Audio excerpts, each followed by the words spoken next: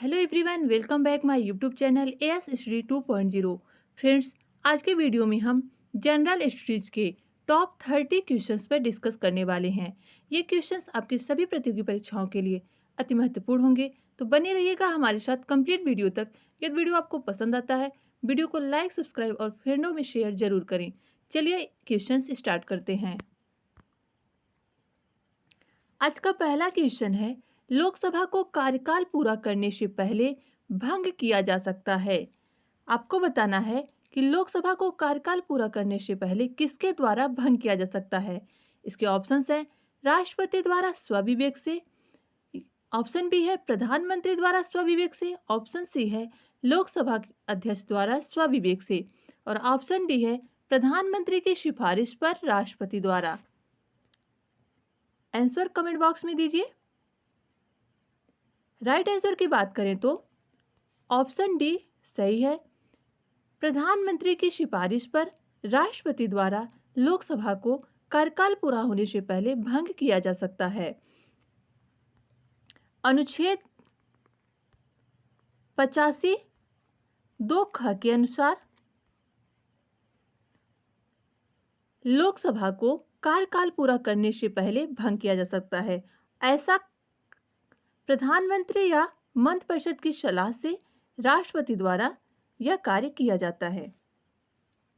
Article 85 2 next question, radio तरंगों के विक्षेपण के लिए वायुमंडल में निम्नलिखित स्तरों में कौन सा स्तर उत्तरदायी है। इसके ऑप्शंस हैं समताप मंडल, मध्य मंडल, आयन मंडल, क्षोभ मंडल। रेडियो तरंगों के विक्षेपण या परावर्तन के लिए वायुमंडल में कौन सा मंडल उत्तरदायी है। राइट आंसर हो जाएगा ऑप्शन सी, आयन मंडल या आयनोस्फीयर। यह मंडल रेडियो तरंगों के विक्षेपण के लिए उत्तरदायी होता है और इसमें दो और मुख्य घटनाएं घटती हैं। वो है उत्तरी ध्रुवीय प्रकाश यानी अरोरा बोरिलियस और दक्षिणी ध्रुवीय प्रकाश अरोरा ऑस्ट्रेलियस। ये दोनों घटनाएं आयन मंडल में ही होती हैं। नेक्स्ट क्वेश्चन, क्वेश्चन नंबर 3 है, योजना अवकाश की अवधि का संबंध है। योजना अवकाश की बात करें तो ऑप्शन बी राइट होगा। 1966 से 1969 तक के बीच का जो समय है योजना अवकाश की अवधि कहा जाता है। तृतीय पंचवर्षीय योजना 31 मार्च 1966 को कंप्लीट हो गई और चतुर्थ पंचवर्षीय योजना 1 अप्रैल 1969 से प्रारंभ हुई। इस के बीच में जो 3 वर्ष का समय था, इस समय कोई भी योजनाएं नहीं बनाई गई, इसलिए इसे योजना अवकाश की अवधि कहा जाता है। ऑप्शन बी 1966 से 1969। नेक्स्ट क्वेश्चन है, दिव्यांग अधिकार अधिनियम 2016 के तहत दिव्यांग बच्चों के लिए निःशुल्क शिक्षा की व्यवस्था कितने वर्ष निर्धारित की गई है। दिव्यांग अधिकार अधिनियम 2016 के तहत 6 से 18 वर्ष तक के दिव्यांग बच्चों के लिए निःशुल्क शिक्षा की व्यवस्था की गई है। दिव्यांग अधिकार अधिनियम के तहत दिव्यांगों के कुल 21 अक्षमताओं का यानी डिसएबिलिटीज का उल्लेख है। याद रखिएगा, ये क्वेश्चन आया है एग्जाम में। कुल कितनी अक्षमताएं हैं दिव्यांगों के? 21। और भारत में अगर दिव्यांगों का प्रतिशत बात करें तो कुल जनसंख्या का 2% लोग दिव्यांग हैं। नेक्स्ट क्वेश्चन, क्वेश्चन नंबर 5 है, ऑस्ट्रेलियन ओपन 2022 में महिला सिंगल वर्ग का खिताब किसने जीता है। इसके ऑप्शंस हैं Danielle Collins, Kristina Mladenovic, option C है एश्ले बार्टी, ऑप्शन डी है नाओमी ओसाका। राइट आंसर हो जाएगा ऑप्शन सी, एश्ले बार्टी। विश्व की नंबर 1 टेनिस खिलाड़ी जो कि ऑस्ट्रेलिया की हैं, एश्ले बार्टी ने फाइनल में अमेरिका यूएसए के डेनियल कोलिंस को हराकर ऑस्ट्रेलियन ओपन 2022 महिला सिंगल वर्ग का खिताब जीता। याद रखिएगा ये ऑस्ट्रेलिया की हैं इसलिए बाल्टी। और यदि पुरुष सिंगल्स का खिताब पूछे ऑस्ट्रेलिया ओपन 2022 का राफेल नडाल जो कि स्पेन के हैं। क्वेश्चन नंबर 6 है गंगैकोंड चोलपुरम की स्थापना किसने की? इसके ऑप्शंस हैं राजा राज प्रथम, राजाधिराज, ऑप्शन सी है राजेंद्र प्रथम, ऑप्शन डी है Vijayaditya. Right answer option C Rajendra प्रथम। राजेंद्र प्रथम राजा राज प्रथम के पुत्र थे। इन्होंने पाल शासक महीपाल को हराकर गंगैकोंड की उपाधि धारण की। याद रखिएगा। और गंगैकोंड चोलपुरम को अपनी राजधानी बनाई यानी गंगैकोंड चोलपुरम की स्थापना की। राजेंद्र प्रथम चोल वंश के शासकों में सबसे प्रतापी शासक थे जिन्होंने संपूर्ण श्रीलंका को जीत लिया था। ये पॉइंट आपके लिए बहुत ही इंपॉर्टेंट है कि राजेंद्र प्रथम ऐसे पहले शासक थे जिन्होंने संपूर्ण सिंहल द्वीप को विजित कर लिया था। क्वेश्चन नंबर 7 है एलोरा गुफाओं का निर्माण कराया था। इसके ऑप्शंस हैं पल्लवों ने, चोलों ने, राष्ट्रकूटों ने और ऑप्शन डी है पालों ने। राइट आंसर की बात करें तो ऑप्शन सी राष्ट्रकूट शासकों ने एलोरा गुफाओं का निर्माण कराया था। यह गुफाएं शैव धर्म से संबंधित हैं। यह महाराष्ट्र के औरंगाबाद जिले में स्थित है और इसे 1983 में यूनेस्को द्वारा विश्व धरोहर में शामिल किया गया। याद रखिएगा 1983 में इसे विश्व धरोहर में शामिल किया गया। यह महाराष्ट्र के औरंगाबाद में है।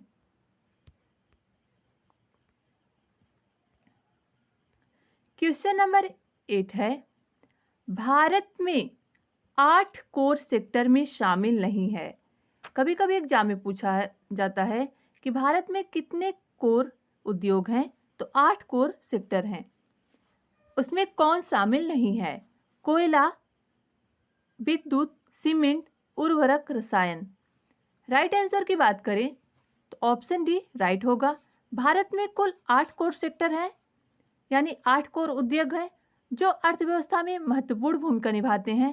इसमें कोयला है, विद्युत है, सीमेंट है, उर्वरक है और कच्चा तेल, इस्पात, लिख देते हैं सबको, रिफाइनरी,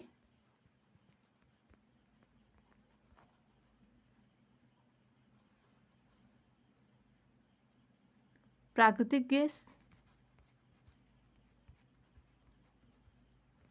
याद रखिएगा भारत के 8 कोर सेक्टर जो कि भारतीय अर्थव्यवस्था में महत्वपूर्ण भूमिका निभाते हैं उनमें कोयला, विद्युत, सीमेंट, उर्वरक, प्राकृतिक गैस, रिफाइनरी और इस्पात शामिल हैं। रसायन उसमें शामिल नहीं है। नेक्स्ट क्वेश्चन, यह करंट का क्वेश्चन है। भारत की पहली पैरा बैडमिंटन अकादमी कहाँ स्थापित की गई? इसके ऑप्शंस हैं भोपाल मध्य प्रदेश में, पटना बिहार में, ऑप्शन सी है कोटा राजस्थान में, ऑप्शन डी है लखनऊ उत्तर प्रदेश में।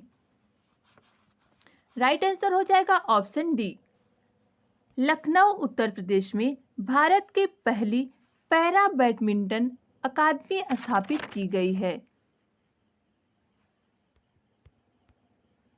नेक्स्ट क्वेश्चन, क्वेश्चन नंबर 10 है जिला अदालत किसके अधीन कार्य करती है? इसके ऑप्शंस हैं उच्च न्यायालय, ऑप्शन बी है सर्वोच्च न्यायालय, ऑप्शन सी है अतिरिक्त जिला न्यायालय, ऑप्शन डी है सत्र न्यायालय। जिला न्यायालय या उच्च न्यायालय के अधीन कार्य करती है। यदि जिला न्यायालय के फैसले से संतुष्ट नहीं होते हैं तो हम उच्च न्यायालय में इसके खिलाफ अपील कर सकते हैं। राइट आंसर ऑप्शन है उच्च न्यायालय के अधीन जिला अदालत कार्य करती है। क्वेश्चन नंबर 11 है, ग्रेट बैरियर रीफ स्थित है। इसके ऑप्शंस हैं, ऑस्ट्रेलिया के निकट एक प्रवाल भित्ति, राजस्थान में जल विभाजक, ऑप्शन सी है चीन की दीवार, ऑप्शन डी है राकेश पर्वत की एक श्रृंखला। राइट आंसर की बात करें तो ऑप्शन ए राइट है, ऑस्ट्रेलिया के निकट एक प्रवाल भित्ति। ग्रेट बैरियर रीफ विश्व की सबसे बड़ी प्रवाल भित्ति है जो कि ऑस्ट्रेलिया महाद्वीप के क्वींसलैंड तट के साथ प्रशांत महासागर में स्थित है। याद रखिएगा, क्वींसलैंड तट के साथ यह प्रशांत महासागर में स्थित है और यह विश्व की सबसे बड़ी प्रवाल भित्ति है। क्वेश्चन नंबर 12 है, भारतीय मौसम विज्ञान विभाग स्थापित है। इसके ऑप्शंस हैं, नई दिल्ली में, ऑप्शन बी है नागपुर में, ऑप्शन सी है जोधपुर में, ऑप्शन डी है पुणे में। भारतीय मौसम विज्ञान विभाग नई दिल्ली में स्थापित है। 1875 में इसकी स्थापना की गई थी। उस समय इसका मुख्यालय कोलकाता में था और 1928 में इसका मुख्यालय नई दिल्ली में स्थापित कर दिया गया। याद रखिएगा, इसकी स्थापना 1875 में की गई थी। उस समय इसका मुख्यालय कोलकाता में था और 1928 में इसका मुख्यालय दिल्ली में हस्तांतरित कर दिया गया। क्वेश्चन नंबर 13 है, गोबी मरुस्थल किस देश में स्थित है? इसके ऑप्शंस हैं, मैक्सिको, सोमालिया, मंगोलिया, मिस्र। राइट आंसर हो जाएगा ऑप्शन सी, मंगोलिया। गोबी मरुस्थल एशिया का सबसे बड़ा मरुस्थल है। यह उत्तरी चीन और दक्षिणी मंगोलिया में स्थित विशाल मरुस्थल है। यह मरुस्थल अल्ताई पर्वत से घिरा हुआ है। कौन से पर्वत से? अल्ताई पर्वत से। यह उत्तरी चीन और मंगोलिया में स्थित है। नेक्स्ट क्वेश्चन, क्वेश्चन नंबर 14 है, टाइटन किस ग्रह का उपग्रह है? इसके ऑप्शंस है, मंगल का, शुक्र का, बृहस्पति का, शनि का। राइट आंसर हो जाएगा ऑप्शन डी, टाइटन बृहस्पति का शनि का ग्रह है। शनि दूसरा सबसे बड़ा ग्रह है जिसका एकमात्र उपग्रह है टाइटन।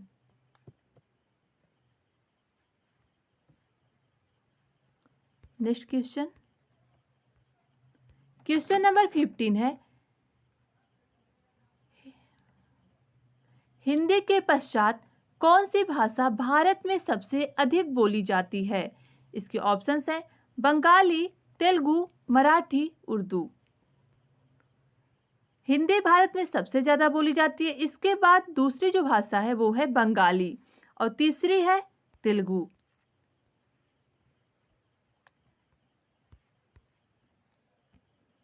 क्वेश्चन नंबर 16 है, थारू लोग कहाँ निवास करते हैं? इसके ऑप्शंस हैं, उत्तर प्रदेश में, मध्य प्रदेश में, त्रिपुरा, ऑप्शन डी है बिहार में।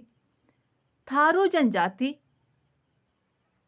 उत्तराखंड और उत्तर प्रदेश के तराई क्षेत्रों में निवास करती है और ये जनजाति दिवाली को शोक के रूप में मनाते हैं।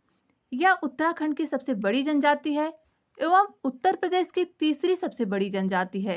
उत्तर प्रदेश की सबसे बड़ी जनजाति गोंड है,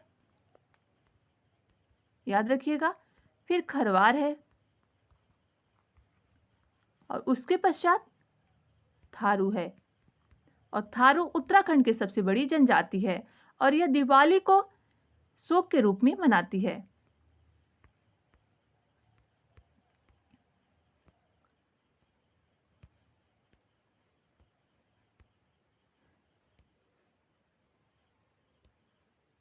शनि उपग्रहों के बारे में बात करें, हमने थोड़ा गलत बता दिया। इसके एक उपग्रह नहीं, इसके टोटल 82 उपग्रह हैं। टाइटन इसका एक उपग्रह है और शनि सबसे दूसरा बड़ा ग्रह है। मिस्टेक के लिए सॉरी।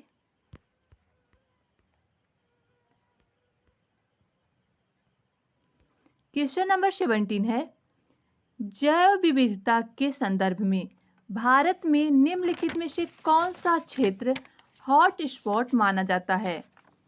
इसके ऑप्शंस हैं अंडमान निकोबार द्वीप समूह, ऑप्शन बी है गंगा का मैदान, ऑप्शन सी है मध्य भारत, ऑप्शन डी है उपयुक्त में से कोई नहीं। जैव विविधता के संदर्भ में भारत में हॉट स्पॉट कुल 4 क्षेत्र माने जाते हैं। उसमें से है पश्चिमी घाट, पूर्वी हिमालय श्रृंखला, म्यांमार भारत सीमा और सुंडालैंड। सुंडालैंड हॉट स्पॉट के अंतर्गत अंडमान निकोबार द्वीप समूह आता है और हॉट स्पॉट शब्द का सर्वप्रथम प्रयोग 1988 में नॉर्मन मायर्स ने किया था। याद रखिएगा, नॉर्मन मायर्स सर्वप्रथम हॉट स्पॉट शब्द का प्रयोग किया। और भारत में कुल 4 क्षेत्र हैं हॉट स्पॉट के, पश्चिमी घाट, पूर्वी हिमालय श्रृंखला, भारत म्यांमार सीमा और नो मैन लैंड। और नो मैन लैंड के अंतर्गत अंडमान निकोबार द्वीप समूह आता है। नेक्स्ट क्वेश्चन, क्वेश्चन नंबर 18 है, कौन सा स्थान मानक समय निर्धारित करता है? इसके ऑप्शंस हैं देशांतर रेखा, अक्षांश रेखा, अंतरराष्ट्रीय तिथि रेखा, प्रधान मध्याह्न रेखा। राइट आंसर हो जाएगा ऑप्शन डी, प्रधान मध्याह्न रेखा, अंतरराष्ट्रीय देशांतर रेखा या ग्रीनविच देशांतर रेखा के नाम से जानी जाती है। यह रेखा इंग्लैंड के ग्रीनविच स्थित रॉयल ऑब्जर्वेटरी से होकर गुजरती है। शून्य अंश देशांतर पर यह रेखा अंतरराष्ट्रीय मानक रेखा का निर्धारण करती है।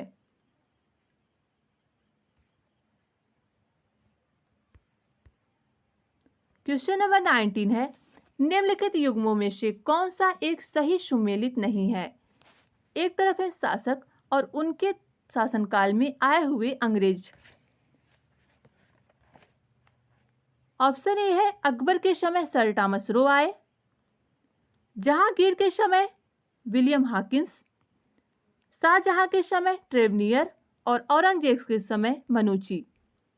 तो कौन सा क्वेश्चन सही होगा? इसमें कौन सा सही सुमेलित नहीं है? राइट आंसर हो जाएगा ऑप्शन ए, अकबर के समय सर टॉमस रो नहीं आए थे बल्कि रॉल्फ फिच आए थे। सर टॉमस रो 1615 ईस्वी में जहांगीर के दरबार में आए थे। विलियम हॉकिंस 1608 ईस्वी में आए जहांगीर के दरबार में, सही है। शाहजहां के दरबार में ट्रेवनियर रहते थे, जो कि एक अधिकारी पोस्ट पर नियुक्त थे। औरंगजेब के दरबार में मनुची रहते थे। इस प्रकार right answer option A, Akbar के दरबार में सर टॉमस रो नहीं रहते थे। नेक्स्ट क्वेश्चन, क्वेश्चन नंबर 20 है, द्वैत शासन का जनक किसे माना जाता है?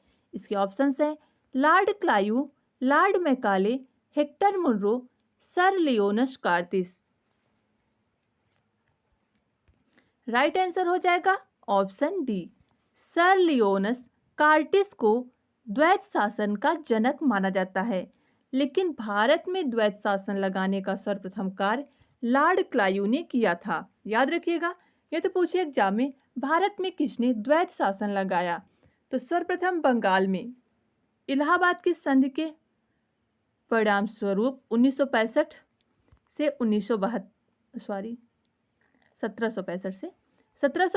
1772 तक बंगाल में द्वैत शासन लागू था। जब इलाहाबाद की संधि हुई तो अंग्रेजों को बिहार, बंगाल और उड़ीसा की दीवानी प्राप्त हो गई थी और द्वैत शासन में अंग्रेज ने राजस्व प्राप्ति की, जो राजस्व प्राप्ति खुद करते थे और उसको वसूलने का उत्तरदायित्व नवाबों को दे दिया था। और द्वैत शासन की समाप्ति 1772 में वारेन हेस्टिंग ने किया। याद रखिएगा, द्वैत शासन के जनक हैं सर लियोनस कार्टिस। और भारत में द्वैत शासन को सर्वप्रथम लगाया लॉर्ड क्लायू ने 1765 से 1772 तक, और समाप्त किया था वारेन हेस्टिंग ने। नेक्स्ट क्वेश्चन है, केंद्र व राज्यों के मध्य वित्त का बंटवारा किसके सिफारिश पर होता है? इसके ऑप्शंस हैं वित्त मंत्रालय, वित्त आयोग, reserve bank of India, NABARD. ये क्वेश्चंस आपके लिए है। इस क्वेश्चंस का आंसर कमेंट बॉक्स में जरूर दीजिए और हमें अपने सुझाव दीजिए कि आपको हमारा वीडियो कैसा लगा। यदि आपको हमारा वीडियो पसंद आया हो तो वीडियो को लाइक, सब्सक्राइब और फ्रेंडों में शेयर जरूर करें और इस क्वेश्चन का आंसर कमेंट बॉक्स में देना ना भूलिएगा। Thanks for watching.